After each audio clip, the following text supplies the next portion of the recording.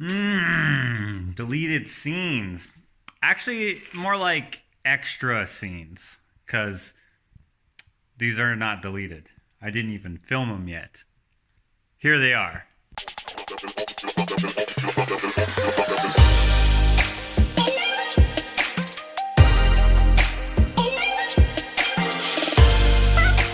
Cut! You are sitting right in front of Archie's head.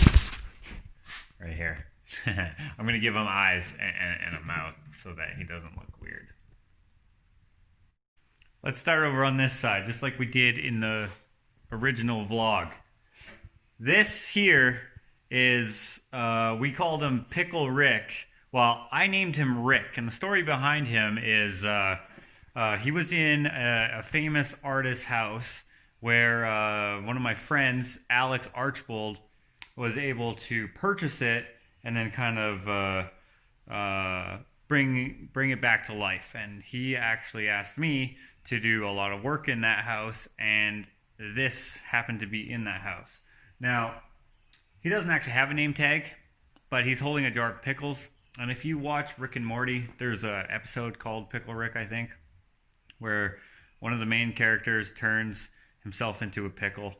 Anyways, I named this guy Rick because of the pickle thing. So that's Pickle Rick. So I have him here on this side of my bench, and the reason why he's there is because I wanted to display him. That's a perfect spot for it. I didn't want to hang any tools on that wall because this side of the shop, I guess, with this workbench is supposed to be like the I don't know, the Instagram wall, the good for pictures wall, I guess.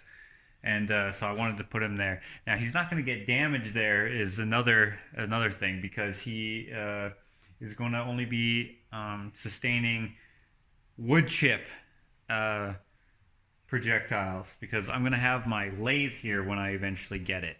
Or that's the plan anyways. So no metal shavings or anything is going to be going on to him, and nothing corrosive or anything like that, as far as is planned. All the metal work and stuff will be done over there, and I'm actually currently working on something right now. So, yeah, that's Rick. Zowie Zesty Zingy. Now over here, we have some artwork by me. That's Kat Von D's legs. If you don't know who Kat Von D is, she's a famous tattoo artist, and on her Instagram she took a picture of her shoes, actually upside down the picture was, and I just liked the picture, so I recreated it in a painting on a skate deck. And then below it is I got this from a dump. It's a bowling pin, a real one, and it's a little bit damaged, but I thought it was cool. Found it at the dump, and I was like, well, that's mine now. Decided to put it on the wall here. And then here is a blank space. I'm not sure what's going to go here, but something eventually. Then above that is a heart that I made out of some old electrical wire. And I got the electrical wire on one of the jobs I was working on.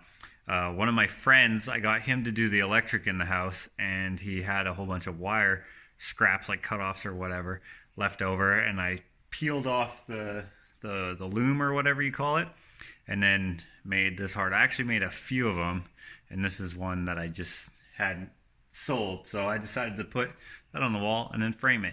Then right above it, right here, this is a picture that was doodled by my friend Rihanna. If you watched my vlog, let's see here, it would have been last year around, let's see, July, and it would have been my art walk vlog.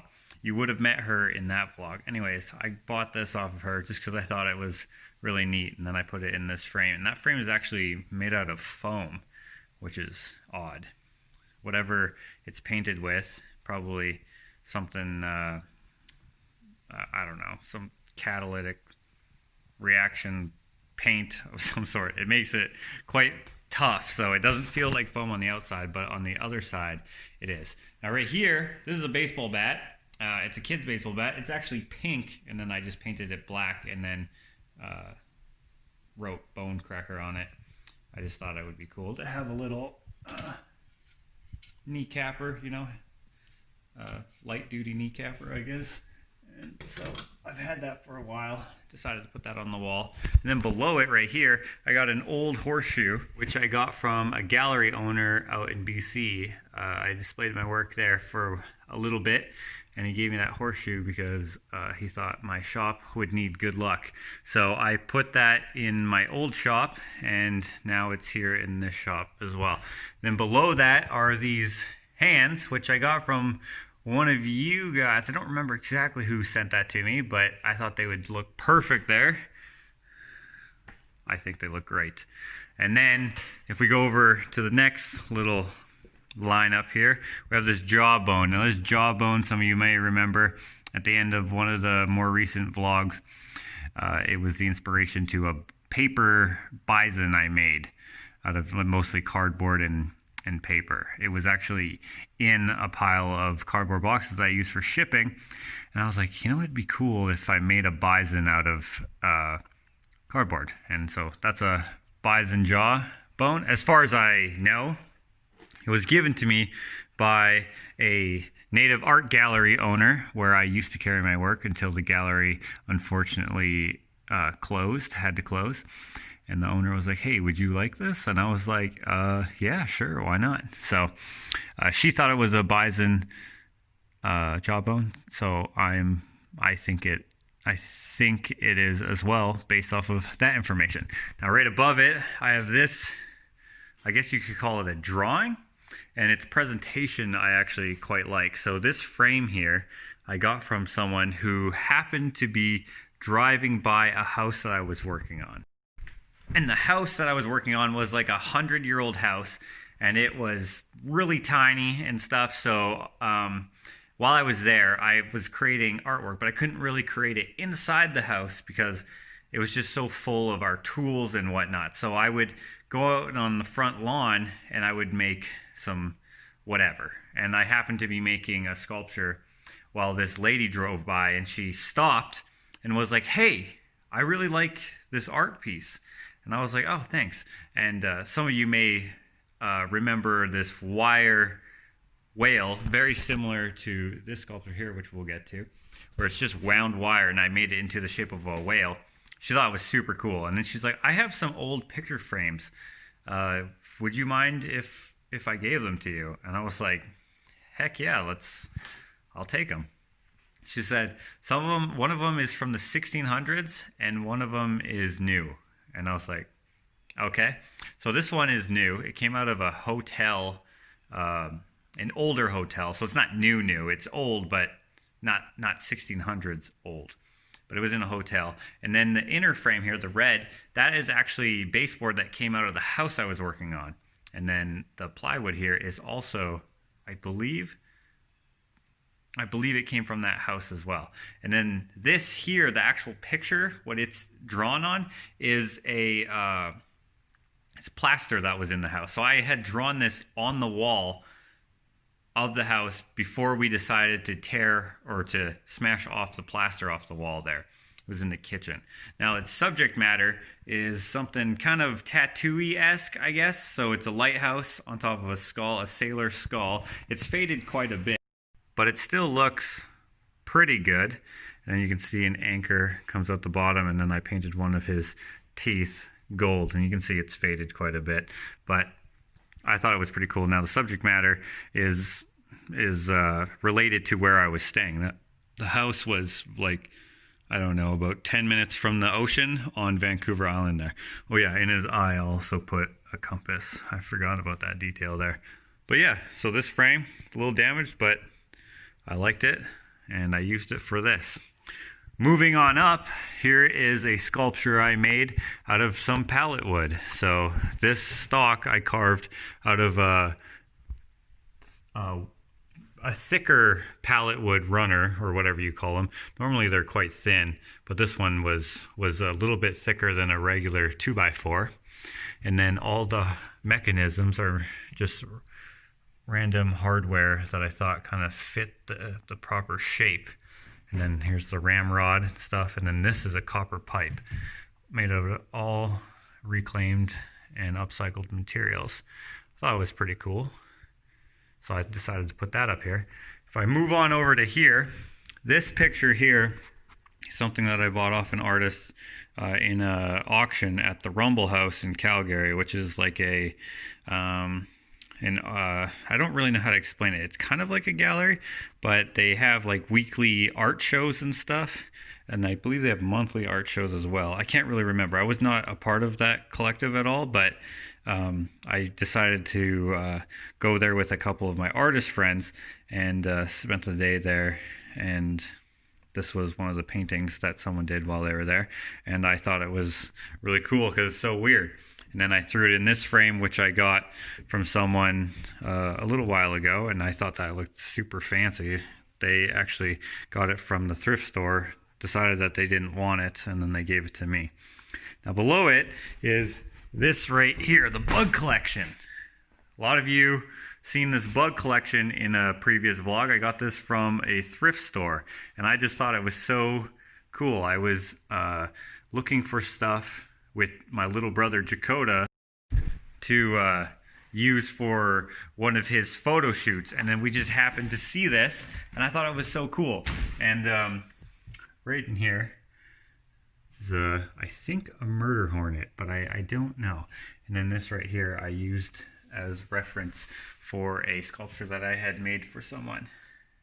I think they requested a dung beetle on their own. A lot of times I will suggest something to someone, and then this time they were like, yeah, I want a dung beetle. And I'm like, that's so cool. Okay. Right below it is a kind of a really cool piece. This is actually someone tattooed that onto leather. And so my little brother Dakota and I had an art show, and this art show was kind of a group show, but it was put on by my little brother and myself, and this artist as the feature artist, I guess you could call it, or the whatever you'd call it, I don't know. And then we had some guest artists as well. And anyways, I asked her if she would be, because she's a tattoo artist professional, I asked her if she would be willing to tattoo on leather and if she'd like to be part of the show, and she thought that was pretty cool. So this is one of the smaller pieces that she did for the show, and she gave it to me, which I thought was awesome. So I have it here. I just decided to display it on this piece of wood here, which I just added some detail to by just smacking it with an axe. I think it's actually pretty cool. So this is something that I've always wanted to do, but I don't have a tattoo machine. So I was like, how about you do that? And she did it. So that was pretty cool. This art show here was the first art show that I completely organized myself, and it was actually really awesome. Moving on over to this side here, we have a saw that I had painted. Now, I don't always paint characters. Actually, I hardly ever paint characters at all. But this is Immortum Joe from Mad Max, and I painted him on this saw because it was rusty, and I just thought it just kind of fit. So sometimes I paint like, say, a farm scene or something on it, or whatever. But in this case, I painted Mortem Joe. Now above it, this I actually made specifically to put on this wall. I actually used this wood over here, and it's from a shelf. My friend Alex gave this to me. I thought I could use it. So it's just laminated pine, I think. It's a very soft wood. It scratches very easily.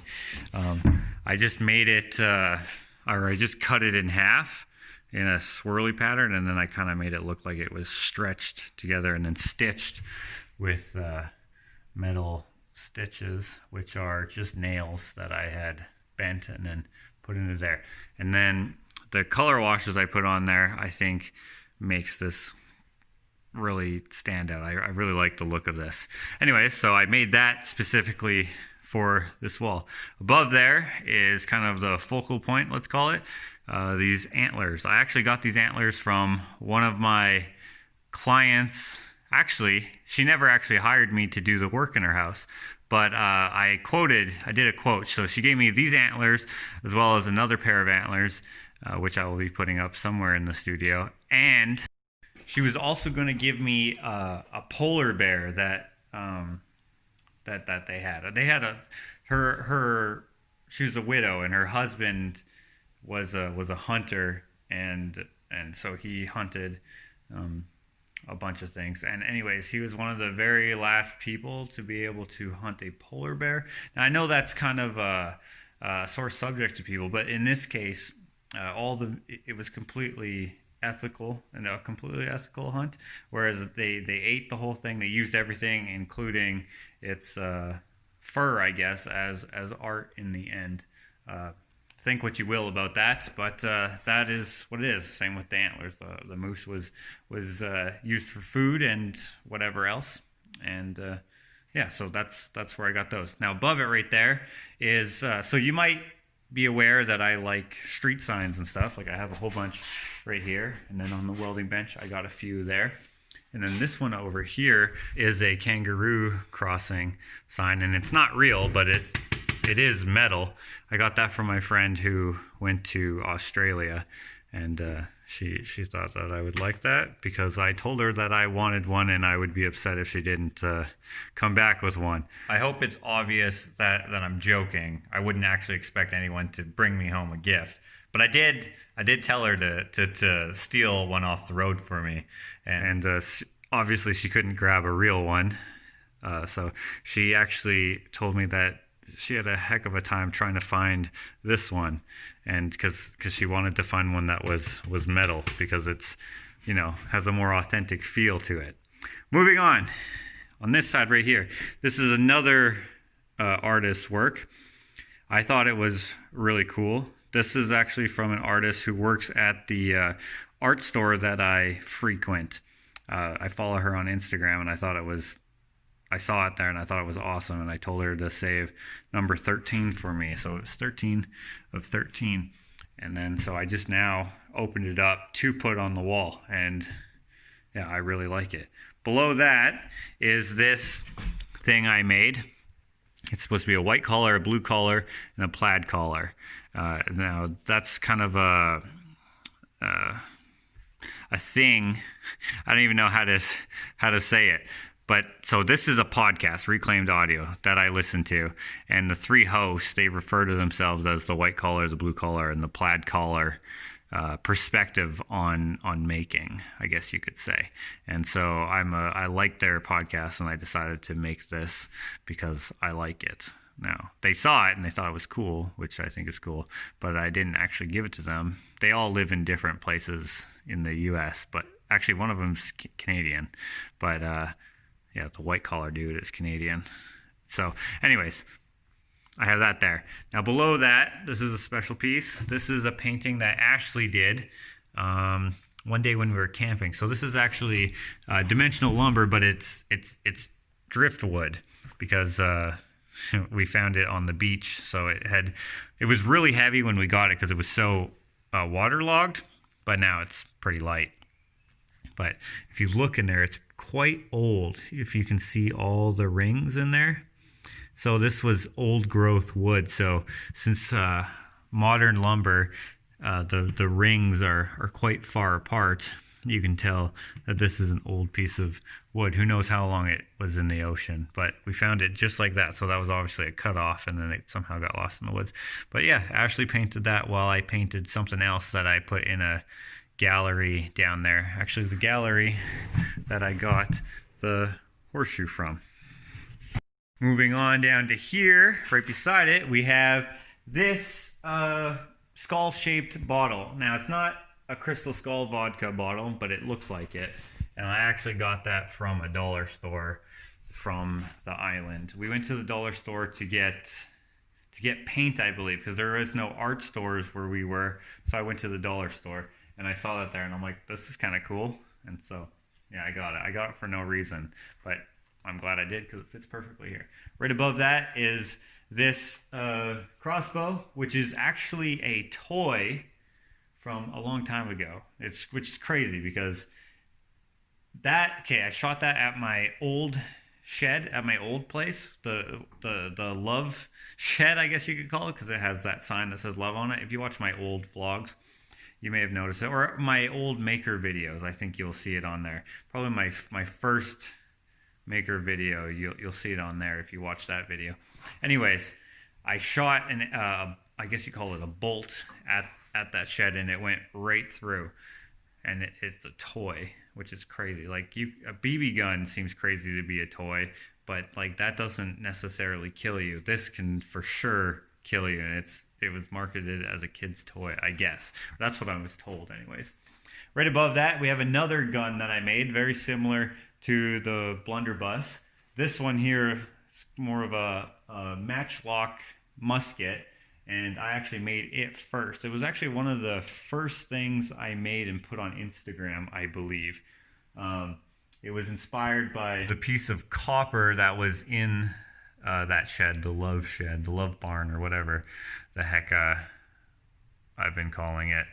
I found this piece of copper in there, and I was like, that looks like, for some reason, I thought it looked like it would be perfect for a musket, even though it's copper, which would definitely not withstand the pressures of gunpowder being ignited through it, or however it works. Anyways, the mechanisms are just made out of random stuff. This is like a throttle. Oh, there's a mosquito. This is a throttle thing off a lawnmower, and then just some random stuff. I also had a piece of rope going through there at one point, which was supposed to act as the match, which would touch the primer here, and then shoot your musket ball out of there. The ramrod, I didn't have a drill bit that went all the way down, so it actually only goes to about here, but it's pretty cool. And actually the end of it doesn't even fit into the barrel. This is a drawer pull that I found, and then the two pieces here are just random pieces of hardware.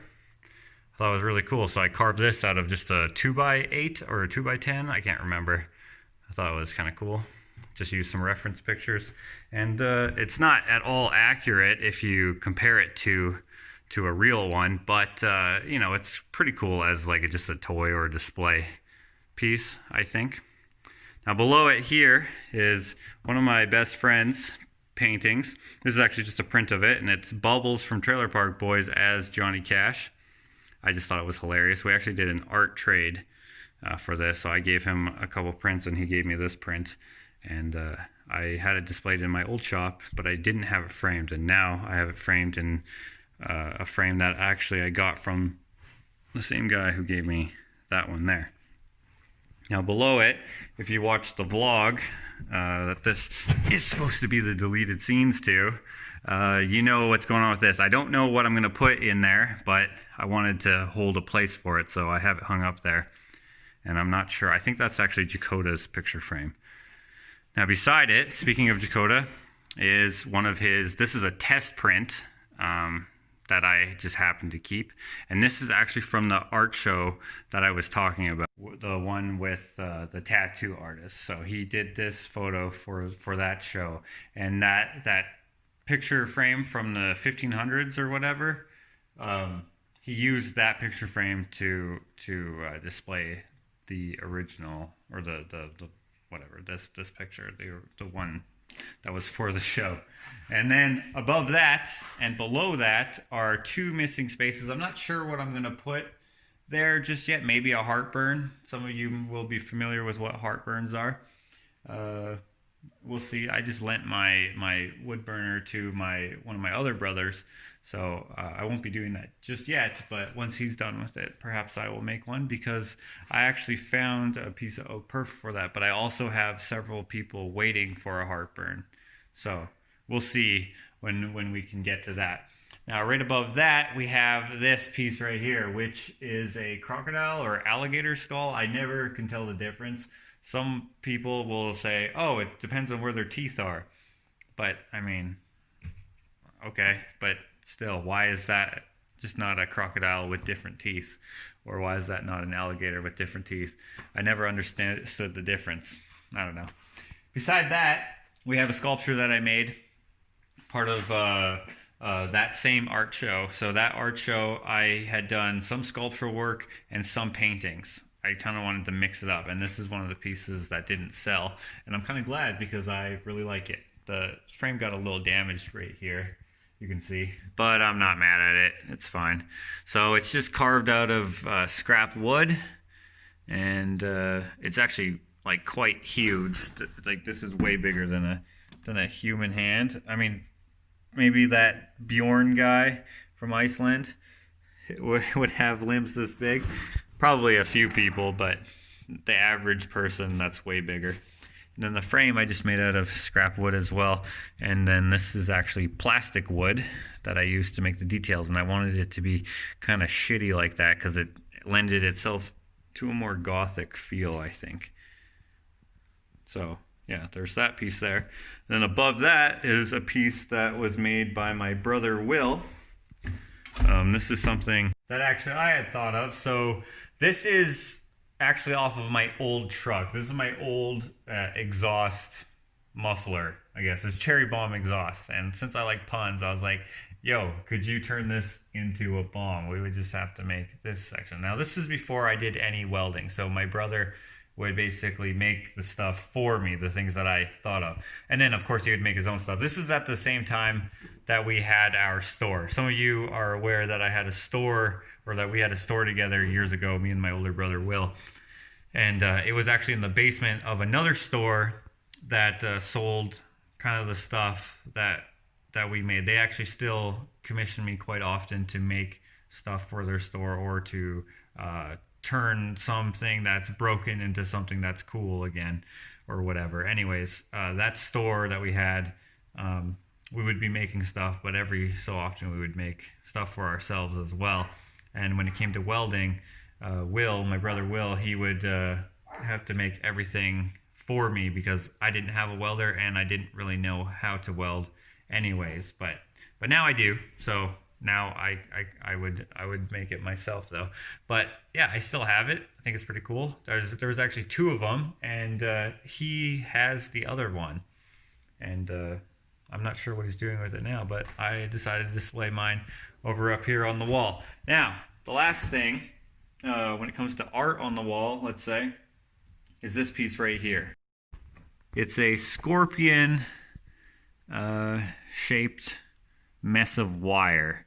And all this wire is just tie wire, and there's, I think, 1,900 feet of wire in there. It took forever to make, but I really like it. And then the back, whatever you call it, mount, is my old fence from my old house, my in-laws' place, actually.